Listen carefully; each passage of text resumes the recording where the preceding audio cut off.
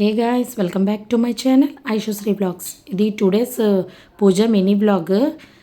అందరికీ తెలిసిందే, మీరు చూస్తున్నారు కదా, వీడియోస్ పోస్ట్ చేస్తున్నాను. సప్తశనివారాల వ్రతం చేస్తున్నాను కదా, ఇది 4th వీక్ అనమాట. మధ్యలో కొంచెం లేడీస్ ప్రాబ్లమ్స్ వచ్చి 2 వీక్స్ నేను చేయలేదు.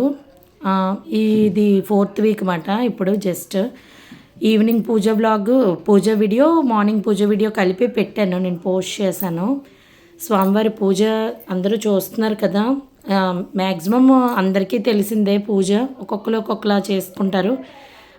అంటే నేనే గొప్పగా చేస్తున్నానని చెప్పట్లేదు, నాకు తోచినంత విధిగా ఆ స్వామివారి దయ వల్ల నేను ఈ పూజని ఇలా పూర్తి చేసుకుంటున్నాను. నాకంటూ ఏం కోరికలు లేవు, ఆ స్వామివారికి తెలిసిందే.